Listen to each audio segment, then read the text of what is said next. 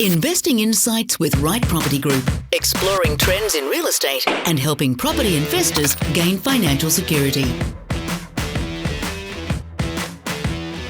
G'day everyone, how you going? Phil Tarrant here, co-host Investing Insights of Right Property Group, and joined in lockdown, Victor in his blue house, Victor Kumar, Steve Waters, directors of Right Property Group, socially distanced, using the marvels of the interweb. I think this is our second lockdown podcast now for COVID 2.0.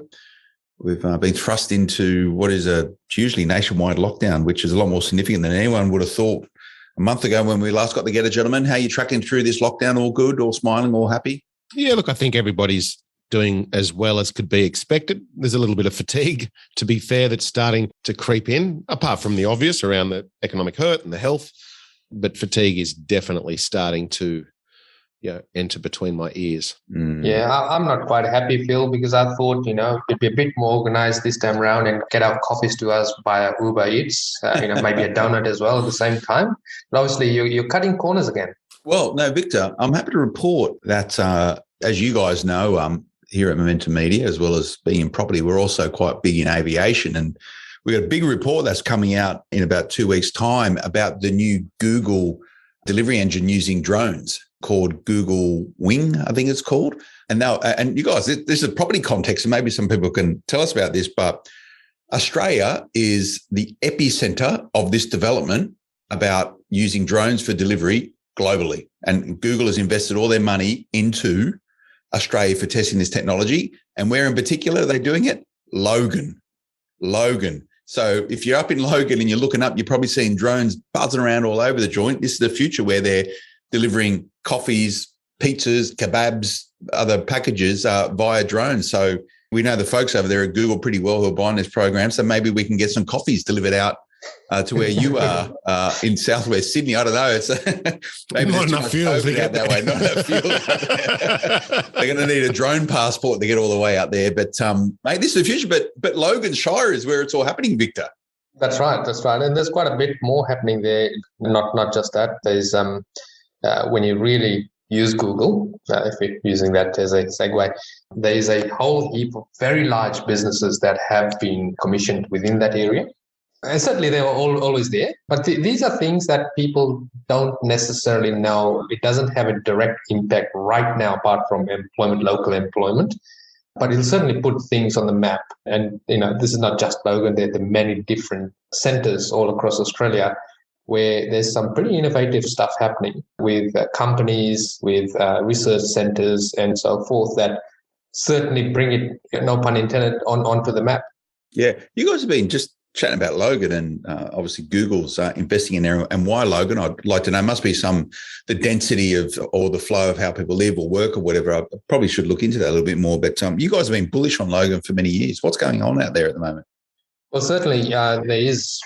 You've got to be in the right suburbs to begin with. You've got to be in the right suburbs, the right type of house, and understand the growth patterns, your tenant profile, your end user profile if you're trying to offload the home at some point in time.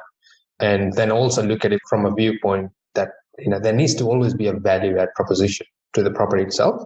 Understanding that Logan's pretty much the largest LGA in Queensland. And it has quite a few suburbs, some good, some excellent, some not so good, right? So you need to be mindful of where you're investing and not try and compare it, if I may, to say Sydney and expect a Sydney type growth in Brisbane, because all states, all suburbs, they all have their own intricate growth patterns and their own do's and don'ts within that area. I think a better way to describe it, Vic, is we're selectively bullish. Yes. On Logan. You just don't buy anything in Logan, right? Yeah, so it's not a blanket approach, nor is any suburb. No, and that goes back to the fundamentals. And one of the things that we've been chatting about for many years on this particular podcast, Investing Insights, with the Right Property Group, is actually understanding and embracing those fundamentals to make more informed investment decisions. And obviously, just by throwing your money somewhere doesn't necessarily mean it's going to work. But outside of the scope of this podcast, I thought, gents, it'd be appropriate for us to give some sense and some views towards this very fluid environment that we're operating in right now. Prior to this most recent lockdown, which was born out of a limo driver in Sydney, which spread to the eastern suburbs and then spread across wider Sydney with a couple of super spreader events.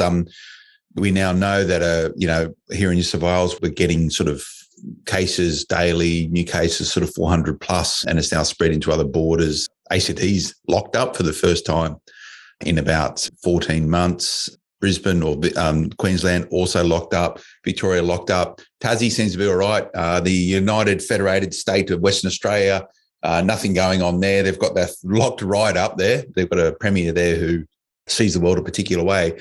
But this environment sort of has slowed down some of the rhetoric towards this growth, accelerated growth that Australian property was on, Steve, prior to the lockdown. So I think we should really break this down and consider, does this change anything? How this would be potentially putting the brakes on the market, changing people's buying or selling, decision-making, and some of the sort of financial macro and micro implications around it. What's your sort of top-line view on this current lockdown and how it will shape property markets, mate?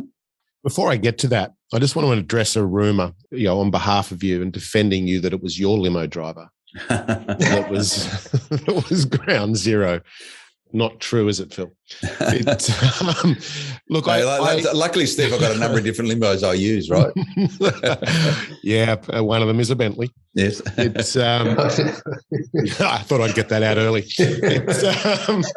There's no doubt that COVID has definitely reshaped markets across the world, not just Australia.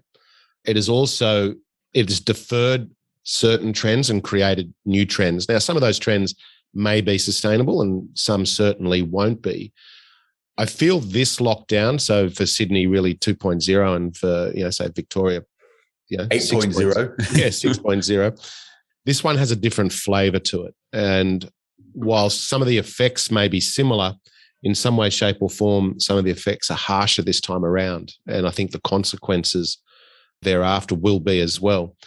Having said that, as we reach a certain level of vaccinations and learn to live with it potentially, there'll be a back to normality pathway, if you will, where prices will continue to grow in some areas, maybe not at the same vertical pitch that they had before, but certainly there'll be a snap back to 16 weeks ago or thereabouts across the country. Because let's not forget that when you have the majority of the country locked up, that's a huge hit on the overall economy, even down to its, a suburb profile. Like take Sydney as an example. There are a lot of people that are hurting, financially and via health.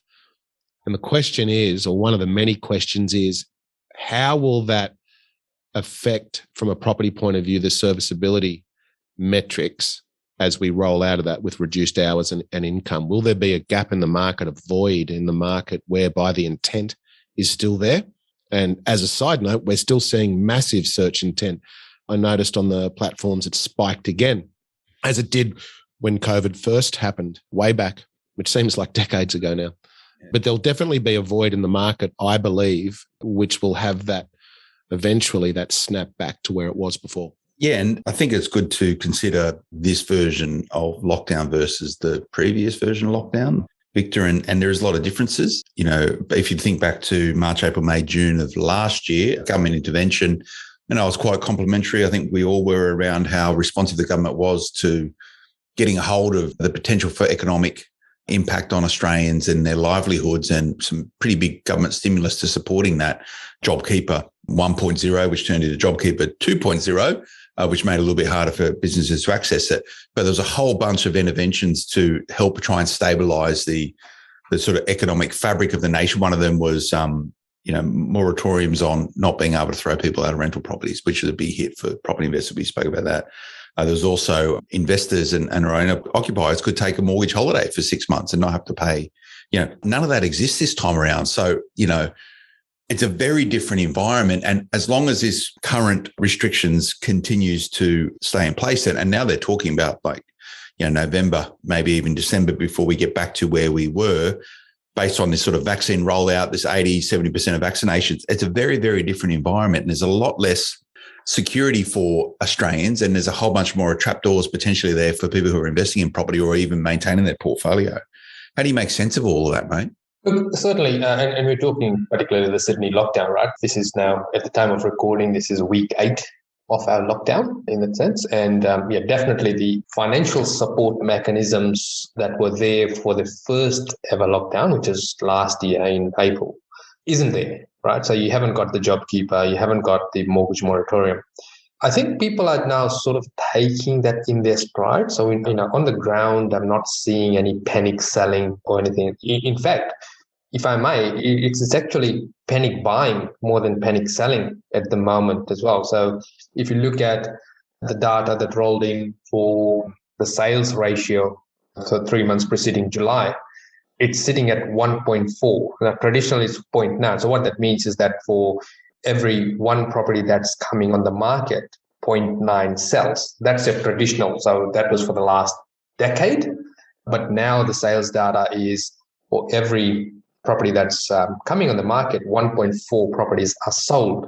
Now, to put it in perspective number-wise, and this is talking Australia-wide, so to put it in number-wise, there were 171 sales in that quarter, and there were only 121,000 properties that came on the market as new listings. So there's a big gap happening there as well. A lot because we're in lockdown. People sort of want to see this through before they put their property in the market. And when you look at all the predictions of usually around this time every year, we start talking about the spring selling season and all that sort of stuff. It might not actually eventuate. And if it does eventuate, we've got all this pent-up demand that's sitting down the sidelines. And as Steve, you said that the search intent is way up there in terms of people looking for properties as well. So we will get that taken up really quickly from a supply and demand point of view. So I don't think there'll be a slowdown in the market in terms of, is the lockdown going to slow the market down? I don't think so. It's interesting because there is some media outlets that are talking about a few of the steel curtained LGAs that have already seen a reduction, up to 30%. In some instances. And I think we should take that with a grain of salt, because if you dig a little deeper, the truth is that's not the truth. They're seeing one aspect of the data only. Well, the sample pool shrinks dramatically. If you take a Liverpool LGA where, why are people going to list their houses for sale when there's zero mobility? They're going to wait until there is mobility. So the pool gets, smaller, as we discussed earlier on. I think that I don't like to use the word uncertainty, because I see this as a potential opportunity, just as it was at the beginning of COVID. However, there are some attributes that we need to look very deeply at around level of stock, serviceability. Is it a reshape of the trends, or is it, sea change, tree change version 2.0? And where will, in combination with the spring selling season, as you just mentioned, where does that leave early next year? Because at the end of the day, this is still about mobility, and mobility equals income, income equals security. And the search criteria has rebounded dramatically, but not just in the form of potential sales. It has also the search has also increased dramatically around rentals as well. And we're starting to see that throughout the different states in terms of the buoyancy. As properties become vacant, they're achieving a higher rental income as people look to, solidify their position or escape, to a different area, putting pressure on areas such as Brisbane. Even the southwestern corridor of Sydney is starting to see a reduction in the vacancy rate. Now, there are clearly areas that are still, probably double digits in terms of the vacancy rates, but there are those sweet spots which certainly are not. Do you guys subscribe to the idea that this is only going to exacerbate the supply and demand ratio when you think the latter part of this year and into next year? You've already got this pent-up demand. You're talking about search traffic increasing. Look, a lot of that, I think, is people sitting at home without much else to do, right? Thinking about the future. That might have something to do with it. But it was already a super tight market with very little stock coming on. Now, my view before this lockdown was that you're going to see a lot of stock coming onto the market in that sort of latter spring area running into summer, purely because people have been waiting for some sense of normal and understanding where the market. So that was going to see a flood of stock coming onto the market. That's now not going to happen, but that isn't dissipating the demand for people to buy property in this market. Overlay that, Steve, with super cheap interest rates and now probably government intervention probably been put on the brakes in terms of intervening and trying to take some of the heat out of the market. I reckon come February, March of next year, there's going to be very little stock on market and even more buyers out there, which is only going to inflate property prices. Yeah, I actually agree with that. The reason being is, or part thereof anyways, is around that serviceability scenario, because hours have been reduced and incomes have been reduced, dramatically in some instances. And whilst you might have all that intent in the world to purchase, if the bank isn't going to give you the money because of your reduced hours, it'll probably take until the end of the first quarter next year to have the serviceability back in place to be able to purchase. So in some way, shape or form, this scenario that we have now, in my belief, gives more legs to the current run on property. But to put it into perspective, Vic, and I was going to sort of go to, if you put it in the perspective, you're talking about some people have reduced hours. If you work in hospitality or whatnot, but if you've got a job at the moment, they're pretty bloody stable in other areas which are impacted by COVID. So it's a lot of cashed up people right now, a lot of certainty, Victor. Yeah, absolutely. And then when you look at it from how the metrics are forming, right? So we are already in a housing shortage. We were, when we went into COVID, we were in a housing shortage. With the lockdowns and the cost escalation of timber, steel, the construction industry, well, in Sydney, it ground to a halt forcibly. And of course, there's going to be this flow-on effect of constructions running late, constructions not starting. And then when we add onto that, when some level of normalcy returns, when we add back the immigration factor that's going to come in, that's certainly going to create even more restrictions in terms of supply, because they'll be snapped up by people coming in, by people that are here already that will jump into the property bandwagon, whether they're not doing it right now because of mobility, they will jump on the bandwagon. And then you look at it from a viewpoint of what's happening with the rents. Because there's less supply, the rents are actually creeping up everywhere. So it's not unusual now to talk about 0.1% vacancy rates in areas where the traditional vacancy rates were 3% in those areas. It's a good point. So if we could picture a big pie, and that pie has 30 components, which is the overall property market and what drives it up, down, or sideways. There are a lot of components that aren't being recognised at the moment, albeit there's small slithers of the pie, but they're a contributing factor. And you just mentioned one, which is the cost of construction. And we talked about this probably 2 months before the end of the financial year, saying that you watched construction costs go up by circa 20%. And when you break that down into labour's gone up in terms of the specified trades, cement, can't get timber for frames and trusses, steel's gone up circa 50%. But then there's all the other components, tiles, door hinges, door handles, and the like, which all adds to a higher cost of construction, which has a knock-on effect to existing property. There's almost, not that there's a drag up effect, but there is an effect. So there's lots of these different components within the overall pie that is shaping the housing industry. And one of the other components, because of the market in flux that we have, and when I say a market, I'm talking about a worldwide economy, and in particular ours, that will eradicate what is some of the traditional drivers of the markets into new trends. And as we've discussed before, it's, well, if we're identifying a trend, which then translates into data, which then translates into the narrative and the reporting around it, I believe part of the trick is to find out what are those trends that are emerging that are sustainable. Before they hit the data points. Because that's where you want to be, and that's how you want to invest. So you spoke, Steve, about this snapback, and I guess snapback being back to where we were prior to this current lockdown.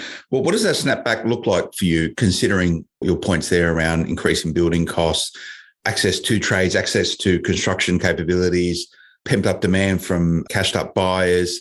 Is it going to be a different market coming out of this than what was moving into it? I think it will be a different market, but not in terms of necessarily the how, the what, and the where, but more about the rate of growth. When we went into, or when we came out of the initial lockdowns, when COVID first existed, and as you mentioned earlier on, we had the JobKeeper, Job Seeker, we had the mortgage moratorium, which was a big one, enabled people to build their war chests of the in case.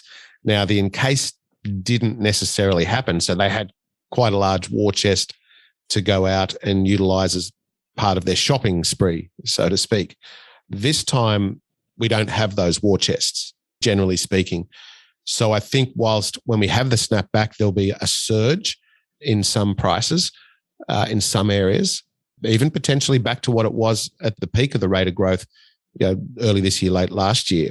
I think it could be more short-lived in terms of the rate of growth back to, I won't say a normalized rate of growth because I still think it'll be above average in some areas. But there's a lot of other, once again, components, pieces of the pie that we don't even know about yet that will largely contribute to the shape of the property markets going forward. And that is, how long will it take people to get consumer confidence back? Yeah. One of the things I wanted to clarify, Steve, when you mentioned, we've gone past the peak of the rate of growth. We're not saying we've gone past the peak of the market. It's the trajectory of the growth that's starting to flatten out a bit. Good point. It's a very good point because people often talk about the property clock that various institutions put out, and I'd urge everybody to take that very, very lightly. And an example comes to my head probably at the beginning of COVID or not long after it, where some of the property clocks indicated the central coast of Sydney at the peak. And I would suggest there's probably been another 30% growth since then. Yeah. So everybody's having a stab in the dark around the trajectories of growth and where the markets are.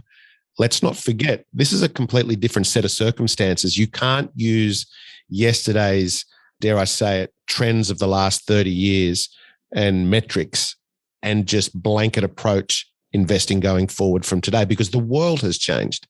Look at the work from home scenario, the blended approach. There are so many huge contributing factors here that if you invest today like you did yesterday, you'll be left behind. So it's important at this stage, looking at it from what you're buying, where you're buying. And if you're reliant on data, that's as you say, Steve, yesterday's data, which I agree with, right? Because the circumstances of yesterday were very different to today's circumstances. We can't use that as the metric to invest. And certainly, we need to then definitely come back to what we've been saying all along, even pre-COVID, is that you need to be looking at it from a fundamentals point of view to say that, okay, if I am buying this property, how does it fit into my picture, right? In terms of what I'm trying to achieve, what will it achieve for me? And how can I identify the trajectory, the trend, the want for this type of property in this area, rather than blindly following most media articles or most Facebook posts where they're saying, hey, this is a great area, good fundamentals, going, at the rate of knots in terms of growth. Because one, they could be transient, or second, they could be reliant on the wins of the yesteryears, which right now we're playing a different game altogether. So the speed of growth is starting to wane and will wane, but that doesn't necessarily mean there won't be growth. This current cycle, we'll talk about property clocks, and I echo your sentiments, Steve, around let's be careful with them. It's just a nice visual way in which some people use to show the different property markets. When do you think this growth sort of cycle will stop, or what's going to stop the other way? Look at what's going to stop this current growth cycle, Steve. It's an interesting question because I think there are so many contributing factors. It could be around clearly the cost of money. It could be the availability of credit. You could have cheap interest rates, but if you can't get the credit, that'll be a slowdown in itself. Yeah, will APRA yank the handbrake again? Yeah, they're the major components. And then you could probably go to the next level around in terms of the immediate future supply, because the demand is definitely there. And I think there was probably maybe a year ago, 2 years ago, podcast where I mentioned that people's thought processes have changed dramatically over the last few generations. And the example I give is that today, thanks to technology, people's entrepreneurial mindset is much larger than it was, say, back in early 2000s. Is this moment in time a hammer between the eyes for people to say, well, you know what, I can't be reliant upon my job. That's not what the future is. I need to invest, not just properties. It could be gold, pencils, business, shares, whatever it may be, but something where they take an active approach in their future rather than being reliant upon the government system. and, the boss.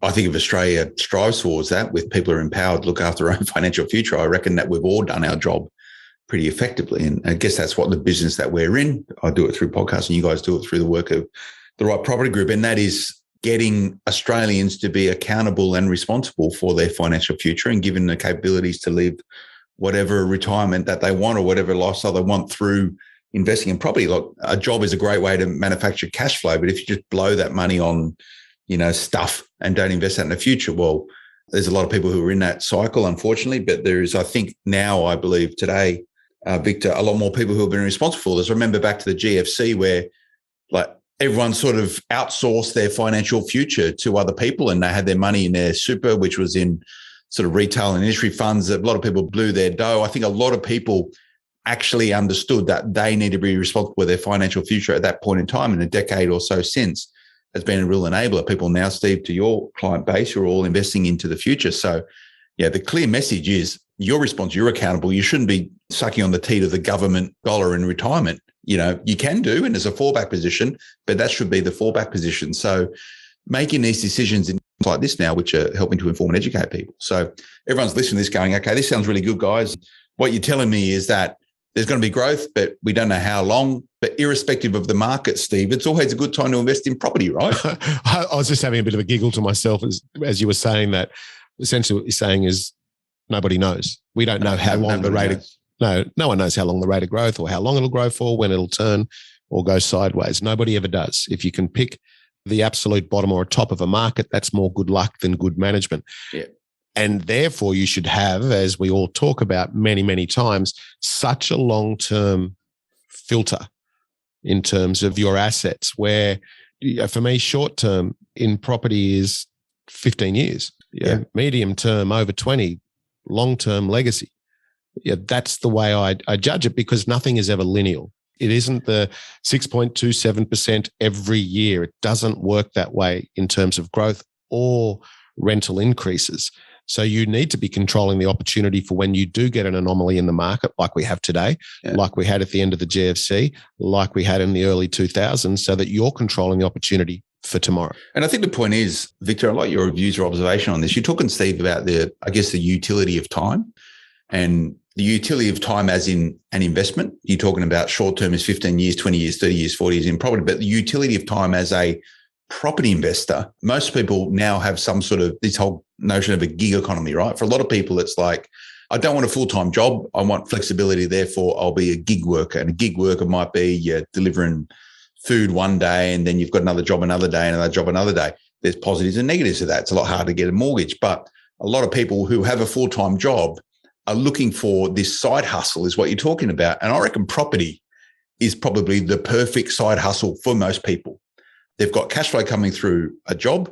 That's good. How do you use that? How do you use your time effectively? So, going back to the utility of time, going to get a second job delivering pizzas or being an Uber driver or creating a small business to sell something on Amazon or whatever, often not a good use of your time. The utility of time, if you want a side hustle, property investment is really where it is, Victor, because you get the double benefit of leveraging your full-time job and the way you generate your income for creating long-term wealth for 15 years. Your thoughts? That's right. Yeah. So it's you can get as involved or as uninvolved in the property journey. Now, we're not saying that it's a hands-off journey in that sense, but you can, the type of investment you do within the property arena can be matched back to the time that you have on a day-to-day basis, your ability to make decisions, and certainly your risk temperament as well. So it can suit most people out there. And the bottom line with property investing is that you got to be in the game for a long haul rather than a quick, short win, because that's where casualties happen, because you're going too hard, too fast. But having said that, this is where once you've set up the foundational properties really well, you can afford to go short, in short, hard bursts as well, without the fear of becoming a casualty, because you've got the fundamentals behind you in terms of a good, stable portfolio. And the best time to invest is really when you can still borrow the money. Yeah, it's make hay while the sun is shining. If you can invest in property in this market, I'd say it's a pretty good time to be investing in property. I liked what you said, Phil, and I'm going to steal it. I'll coin it as my own, that property is the ultimate side hustle. It is. Because what it allows you to do is buy yourself time for the future rather than potentially the side hustle. You know, you mentioned Amazon where you're drop shipping something where a lot of people create the extra income now, but they spend their future today because they spend the money. They spend it on the lifestyle as opposed to, putting it to work with the greatest ever side hustle, property. It's a great I say that with a smile. It is. I say that with a smile on my face, but I actually truly do believe it. But as Vic said, it's not the type of side hustle that you just set and forget, as we've said a gazillion times. It does take work. It takes patience. And it's certainly not passive. Yeah. And this is what they should be teaching at schools. A side hustle where and let's be fair, most people's side hustle, if it's not property, they're not creating capital value. It's not an asset they can sell. They're normally swapping time for money. And if you're just throwing that money into your usual stuff and you're spending it, it's largely a waste of time. But in property, if you're swapping time for capital growth, that's why it is the most beautiful side hustle there is. And there's not many other things like it because, you create an Amazon store for drop shipping. Yeah, you might make a few bucks out of it, but you're swapping a lot of time for income and you're not creating a lot of value in it. It's not really an asset you're going to be selling. I don't know how many people are selling e-commerce stores, but largely most are. When you look at the numbers in terms of small business in Australia, 2.1 million small businesses, most of them are micro businesses of people who are selling stuff at a market, some crystals at a market, which they might do for a little while and not really create much value into it. Put your time and energy and effort into property. I'm selling crystals at the market. But you know what I mean? Like I do. I go to the market near my house when you're allowed to on every other Saturday. I go past it and I walk. And to be honest with you, I walk through there and I feel depressed. And that sounds horrible. You're looking at the wrong crystals there. Yeah, I need some crystals. I need some better juju, Vic. But Vic, where he lives, they're not crystal, they're diamonds. I walk through there and look at everyone who's investing their energy and their efforts and their vision and their capital into this idea of creating the next big thing. And it's horrible to say, but 99.9% of those businesses are probably going to fail. They should be spending their time and money investing in property. Yeah, but maybe if you go back to your earlier point around the education system, which is certainly what I'm about to say, a bit of a pet project.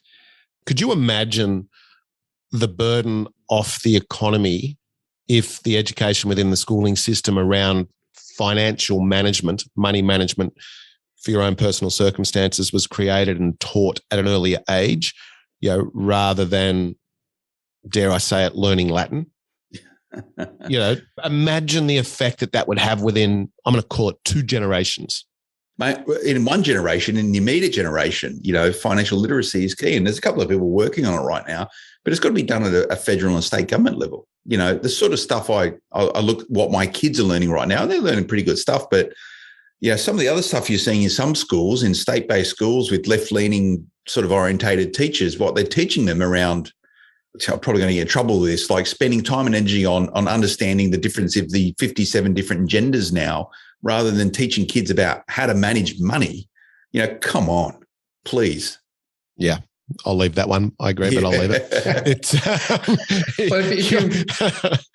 If you look at it and putting it to perspective in terms of getting into a side hustle, right? So the reality of it is this is a side hustle, and you're taking a very small slice of a very, very big pie, which is $7.1 trillion.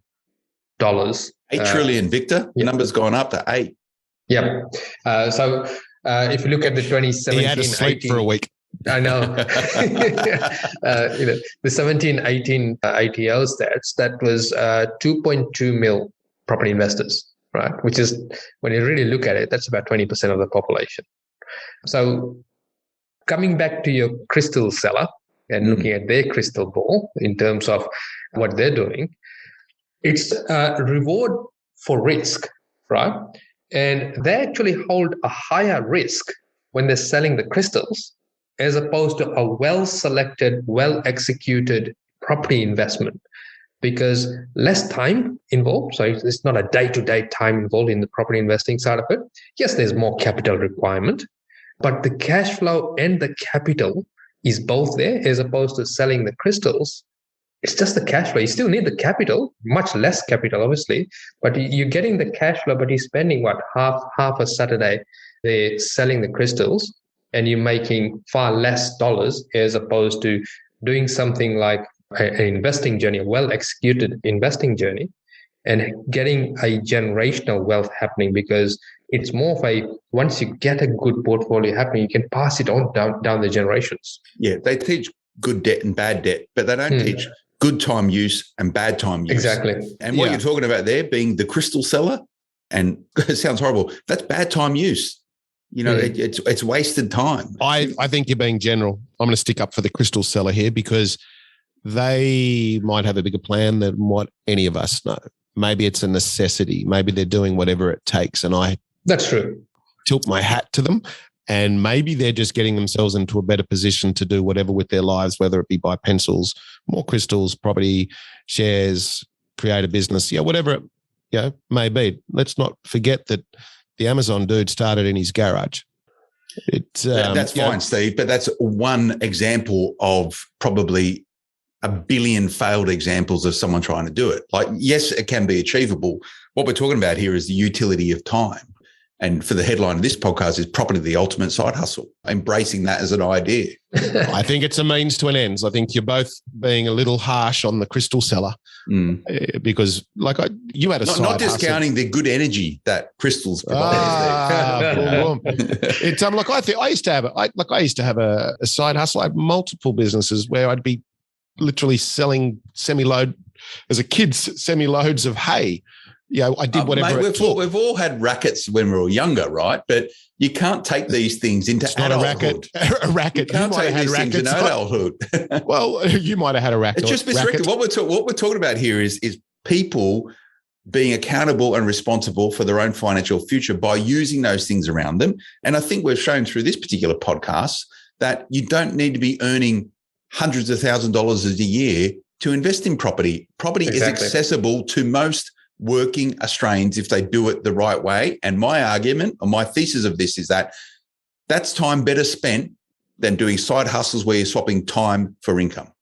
You may want to do that to help create the cash flow to then get into property. Yeah. But certainly, long term, if you get into a asset that's going up in value and also providing you cash flow, you can't go wrong with it.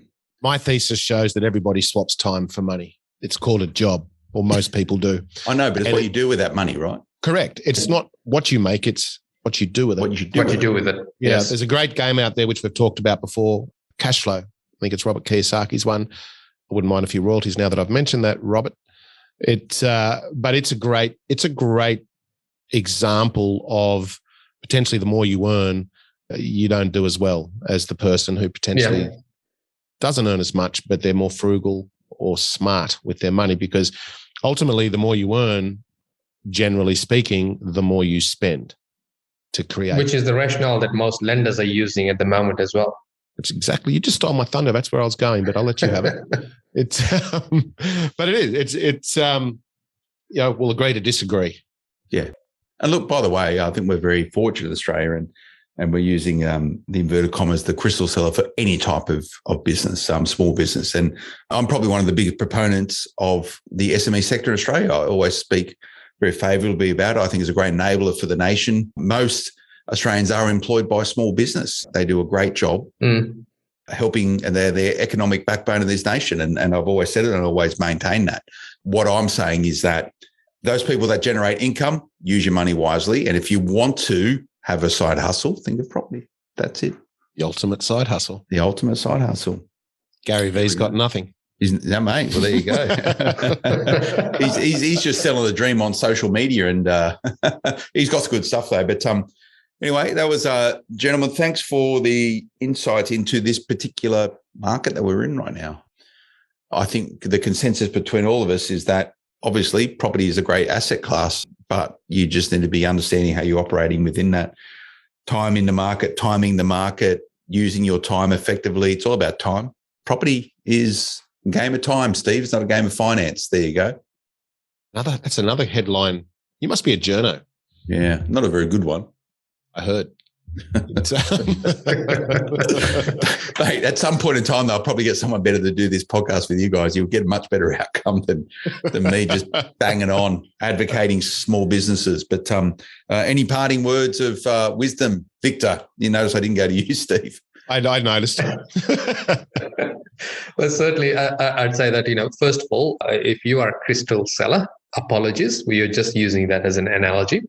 In terms of getting started and trying to read the market, get yourself financially ready first, get your pre-approvals in place, and then you can reach out to us and you'll sit down with either myself or Steve, and we can map out a plan to see how we can take advantage of your financial foundations, your financial fingerprints, to map out a purchase plan in today's market, and also taking into account the trends that are unfolding to help you keep safe in tomorrow's market as well. It's all about tomorrow's market. Stephen, what's your sort of focus and priorities over the next couple of weeks, mate, as you navigate this particular lockdown? The first priority I have is to keep socially distanced. and I'd urge everybody to do your part. Absolutely. But for me, it's the same thing. It really, really is. It's about discovering those trends and discovering the right areas and executing opportunity as they present themselves. But as Victor said, you can't execute opportunity unless you have the finance in place. So if you are entertaining, even at early stages, investing, you really should be speaking with the right people in terms of brokers, bankers, or whatever it may be, to get your ducks lined up, because at least then you'll know what you can and can't do. You don't have to spend $1 million to get a good asset. Very good. Well, thanks, gents. Investing Insights for Right Property Group. If you want to get in touch with these guys, Victor, questions at rightpropertygroup.com. Did I get that correct? There we go. Correct. Or go to our website or our Facebook page and send us a message, and we'll come back to you. Great. And if you're not yet watching it, these guys do a Facebook Live every second Tuesday, Steve. I get that right? Every second Thursday. Every second Thursday. You actually stumped me then. I was going, is it Tuesday? Yeah. Did I miss the last one? Yeah, you watch it on their social media as well. I hope you enjoyed that, everyone. Investing Insights Right Property Group. So many podcasts. Go and check it out, whichever platform you listen to. One favor for us, please. It's all we ask for is if you can keep those reviews coming wherever you listen to this. We do get a kick out of them to know that we are contributing and participating as part of your wealth creation journey. That's what we're about. We'll see you again next time. Until then, bye-bye. The information featured in this podcast is general in nature, does not take into consideration your financial situation or individual needs, and should not be relied upon. Before making any investment, insurance, tax, property, or financial planning decision, you should consult a